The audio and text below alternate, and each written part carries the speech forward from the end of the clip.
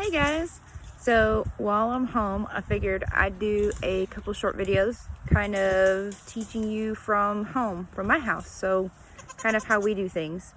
This first one is going to be about the goats. So animal science, I'm looking mainly at you guys for this one. Let's see if I can switch. So these girls right here in our smaller pen are our does that are due this month. So these three will kid in a couple weeks. So we've got them separated. Nigerians can have 4, 5, 6 babies.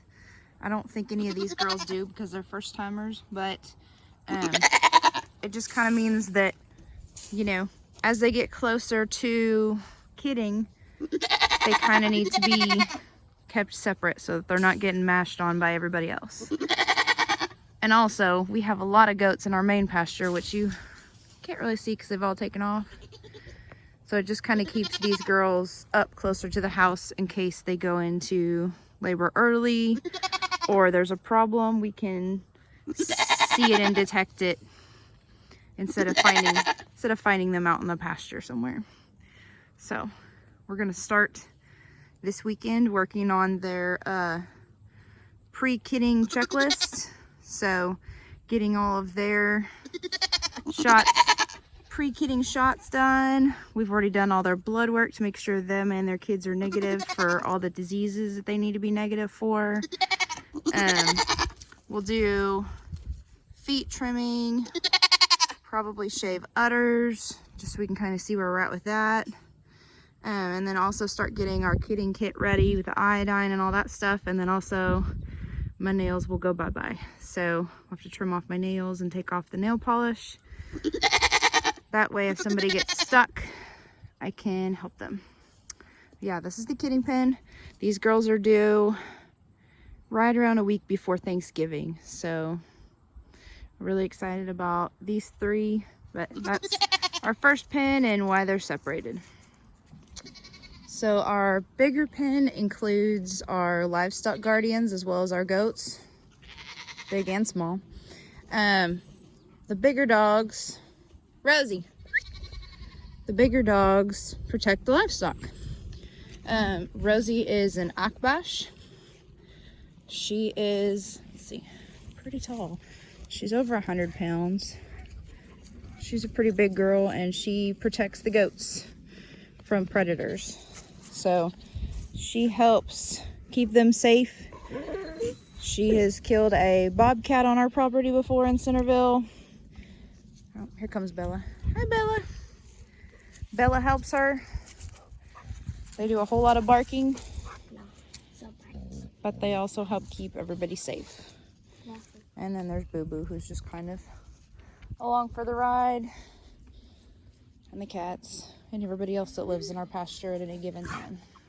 So the girls are out. This is a corner of one of our pastures, and they are grazing away.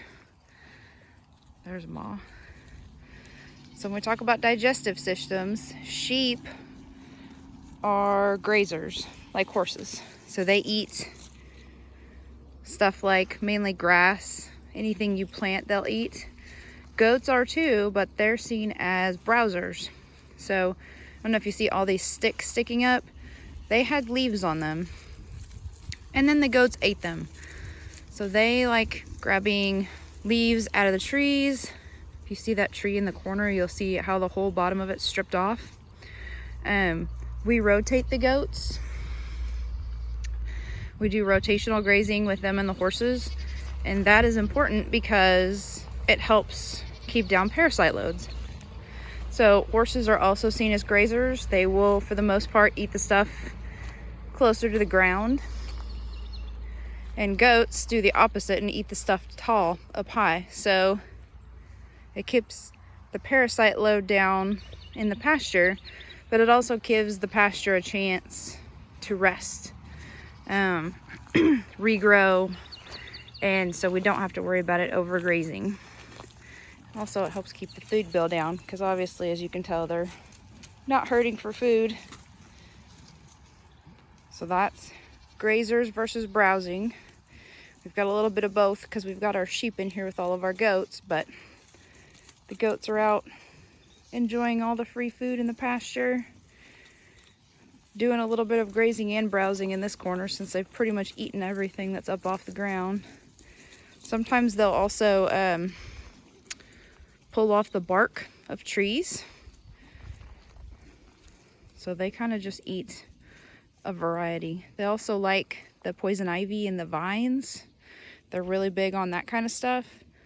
And they, in the afternoons, work down into the back where there's still some vines left. So that's my little short video on goats and the different feeding techniques of goats versus sheep and horses. Y'all have a good day. If you've got questions, leave them in the comments. Really good example right here of the goats doing what goats do. So they can reach down on these leaves and pretty much strip off all the little leaves without having to put in much effort. And as a treat, sometimes you can bring it down for them and hold it for them. Okay, this is something you usually will not see my sheep doing or any sheep doing. She's standing up there in the corner, just kind of looking around, wondering where the grass is, I think. But the goats are fixing to tear into this tree and that tree also. Okay, they are enjoying the weather and all of the low branches. This is also why goats are really good for clearing land. They're really, really good at clearing all the underbrush out. Pretty much if they can reach it, they will eat it.